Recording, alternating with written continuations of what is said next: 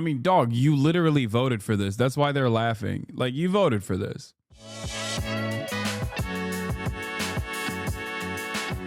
We are getting a clearer picture of how Americans are feeling about President Trump and his economic policy. What do you mean? Harry Anton says Americans are not buying what Trump is selling them. Trump is selling them prosperity. Do Americans not want prosperity? I don't understand. Everything he said is in the direction of prosperity. 12 weeks into his second term. CNN chief data analyst Harry Anton is here to run the numbers. Hello, Harry. Happy Sunday to you. You as well. Okay, so where are we with Americans and how they're viewing the economy? Yeah, so a CBS News YouGov poll came out earlier today, and I will just say, I'll put it in stark terms, I believe this is the worst poll that Donald Trump has received in his second term, and we can go through it, Jessica. Let's talk about the economy, right? Think the economy is getting worse. Back in November, it was 42% of Americans. You don't have to be a genius to follow this timeline. By February, it was 49%, March, 51%. Look at where we are now, 53%. The clear majority of Americans think the economy is getting worse, and that number is rising. When Trump, of course, won that second term, it was 42%. Now we're up 11 Holy Toledo. points. The clear majority, 53%. This poll and this number in particular is no bueno. Bro, they're losing their business and still crying and blaming everybody else. I love this for you. I love this. Nice. I love this for you. I love to see you fail. I love to see your family be affected and hurt because you voted for Trump. Yeah, I voted for Trump. Absolutely. Did I know he was going to increase the tariffs? Yes, I did. However, I thought that the infrastructure would be set up prior. How, dude? How? How did you think that? Why did you think that? He said tariffs are the greatest word in the English language. He never said building a robust manufacturing base is the greatest word in the English language. It'd be multiple words anyway. It would be multiple words. He never uses multiple words. He just used the one word. Why did you think that that was within his capabilities? I don't understand it. He said he's going to do mass deportations and tariffs. That's what you voted for. Why did you think that there was going to magically be factories everywhere? Like where? Where would the factories come from? For small business to come back to America and manufacture in America. So to wish ill on someone and to love the fact that they're suffering, to love the fact that their family is being negatively affected because I didn't vote the same way that you did is f***ed up. It really is. It shouldn't matter. Anyone that enters my life, I'm going to judge you of who you are, how you are as a human being. Are you kind? Soy right. Again, many such cases. Soy right versus dark woke. Dark woke is like, love this for you. Your business is failing. I hope you can't feed your children. Soy right's like, how dare you? I'm doing a Bodies in Spaces. You don't understand. When I voted for the guy who said he's going to deport everyone that hurts my feelings to El Salvador, I was doing that in a woke way. I was doing that because I thought it would be good for America. Okay? How dare you? How dare you say that I voted for a fascist piece of shit? It's really messed up, dude. Are you polite? Are you sincere? That's how. Yeah, okay, dude. You didn't vote for a polite or a sincere guy. You know, what do you mean? I judge you, not who you voted for. I've got far left-leaning friends. I got far right-leaning friends. It doesn't matter to me. I like you based on who you are. But to see someone hurt and their business fail and their family be affected because they didn't vote the way. I mean, dog, you literally voted for this. That's why they're laughing. Like, you voted for this. You know what I mean? Like, it's not even a thing that he kept a secret. You even admit that he was going to do the tariffs, and that's what you voted for. Like, what can we do? Not laugh at this? This is the funniest. This is the only person to laugh at, you know? You did? I don't get it. It's f***ed up. I'm sorry. A lot of you are f***ed up. I'm sorry. We should all care about each other regardless of who we voted for. I'm sorry. Yeah, okay, dude. Oh, this was really funny. Also, America would be better off if more people worked in manufacturing. 80% of Americans agree, 20% disagree. I would be better off if I worked in a factory. 25% of Americans agree, 73% disagree. 2% currently work in a factory. They don't want to do it themselves, which is so shocking to me. Oh my God. This is precisely the reason why I kept saying it's not the manufacturing jobs that Americans desire. It's the actual fantasy of having unionized labor that offers you tremendous benefits and a higher piece of the profits. so that you can have a comfortable existence. We have jobs already in this country, service economy jobs, for example. Lots of those jobs are gig economy jobs. The problem isn't that the jobs are gay or woke or not hardcore and hard labor. That's precisely the reason why I also kept repeating that many people that have parents that have worked in construction, or many people that currently in my community that work in menial labor, for example, construction jobs or factory jobs, don't want their children to work in factory jobs. That's kind of the American dream. The American dream is you break your back so your next of kin doesn't have to.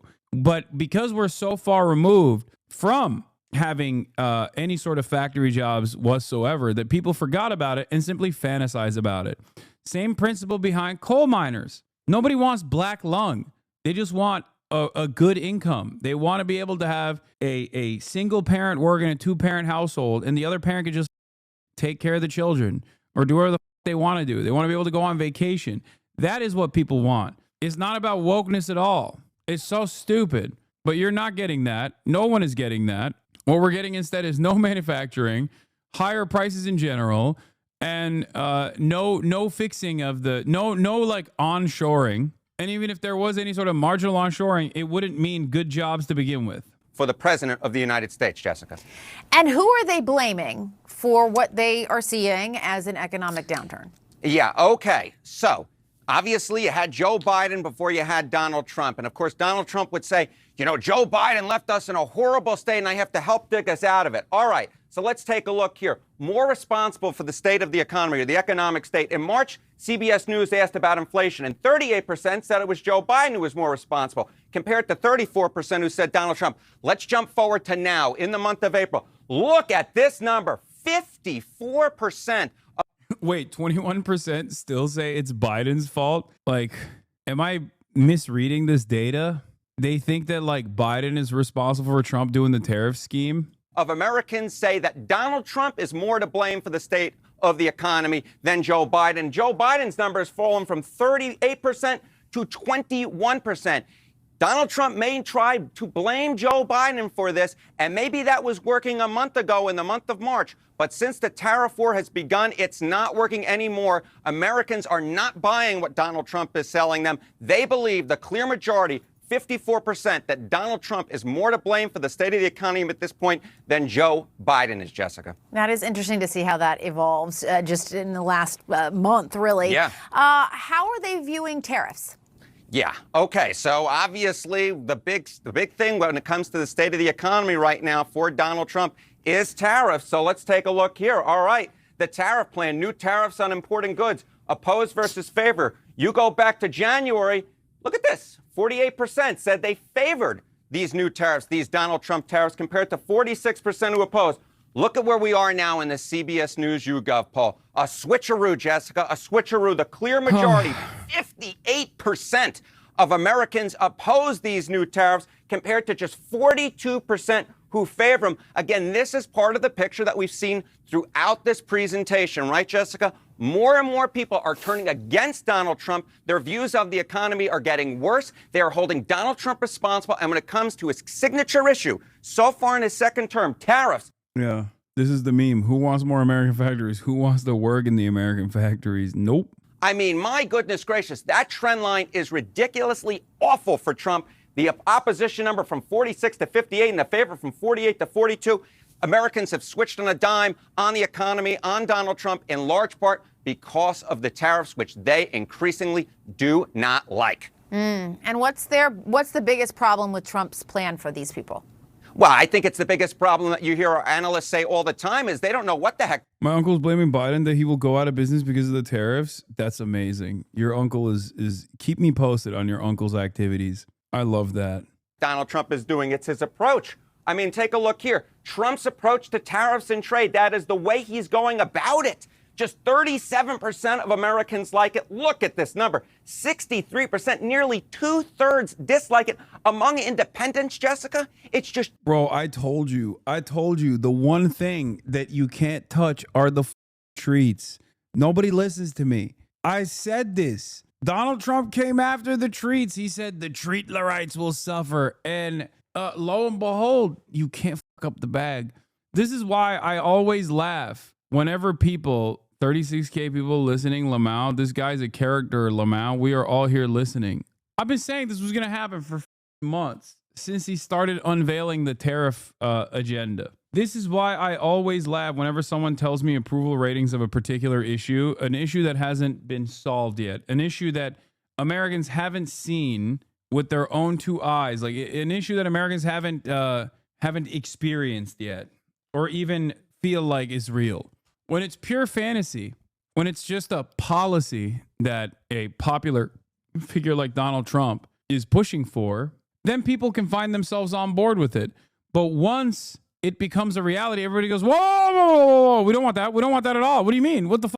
Why would you? I don't want to pay $3,000 for a Switch 2. What the fuck is this? This is why I always say, get the fuck out of here. Oh, this is a 2080 issue. It's like, yeah, no, it's not. Okay. It's a major problem with the Democrats that they don't actually actively present a counter narrative against these sorts of things to build up enough resentment so it doesn't even happen ahead of time. Did this with immigration? Would this happen with Medicare for all as well? Certainly. The immediate period of instability that happens when Medicare for all is implemented would cause a lot of people to say, oh, I don't want this.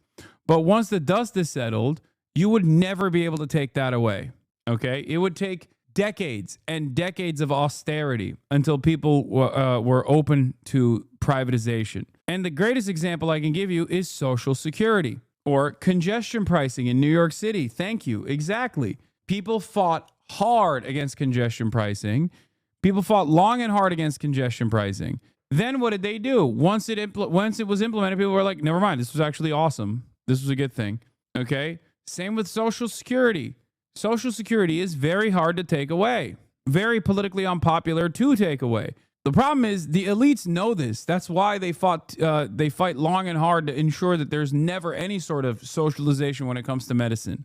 That's it. Republican policies in general, right-wing policies in general, revolve around breaking pre-existing systems or deregulation and destruction, which people think they like before it happens. When it does happen, they go, oh, I didn't like that. Left-wing policies, though, on the other hand, people might be resistant against, especially because there's a steady flow of propaganda showing you, telling you, lying to you that it's a bad thing if implemented.